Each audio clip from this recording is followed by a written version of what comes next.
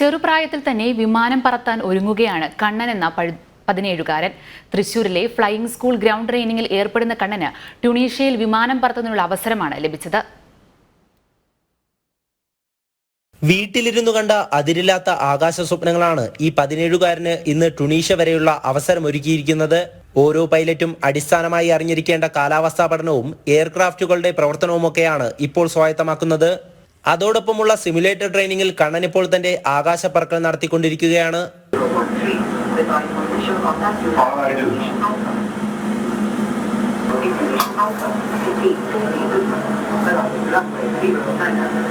പാലക്കാട് സ്വദേശിയായ കണ്ണൻ +2 പഠനശേഷം നേരെ തൃശ്ശൂരിലെ ഫ്ലൈയിംഗ് സ്കൂളിലെത്തുകയായിരുന്നു.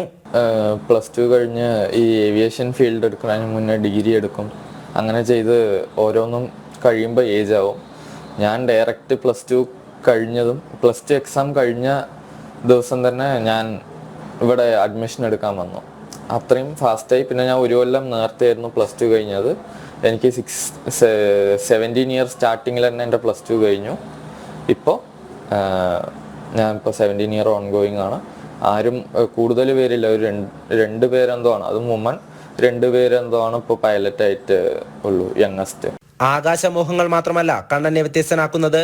ഏറ്റവും പ്രായം കുറഞ്ഞ സ്പോർട്സ് ആംസ് ലൈസൻസ് കൂടിയാണ് ഈ വിദ്യാർത്ഥി. പിന്നെ എൻ്റെ പ്രത്യേകത പറഞ്ഞാൽ ഞാൻ യങ്ങസ്റ്റ് ആം ലൈസൻസ് ഹോൾഡറാണ് ഇന്ത്യയിൽ തന്നെ. 13 ഇയേഴ്സിൽ എനിക്ക് ആംസ് ലൈസൻസ് കിട്ടി, തോക്കിൻ്റെ ലൈസൻസ്. അതിപ്പോൾ ഇന്ത്യയിൽ ആർക്കും കിട്ടിയിട്ടില്ല. എല്ലാവരും യങ്ങസ്റ്റ് ഏജ് 21 ഇയേഴ്സോ 18 ഇയേഴ്സ്. പിന്നെ ഷൂട്ടേഴ്സ് ആണെങ്കിൽ നമ്മൾ കോമ്പറ്റീഷനിലൊക്കെ പങ്കെടുക്കുന്നവരാണെങ്കിൽ 16 ഇയേഴ്സ് ആണ്. പക്ഷെ അതെനിക്ക് 13 ഇയേഴ്സിൽ തന്നെ കിട്ടിയിട്ടുണ്ട്.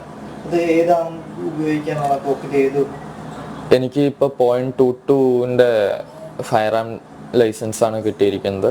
ഇപ്പോൾ 2 തോക്കും ഓൺ ചെയ്യുന്നുണ്ട്. ഒരെണ്ണം .22 പർദിനി സ്പോർട്സ് പിസ്റ്റൾ.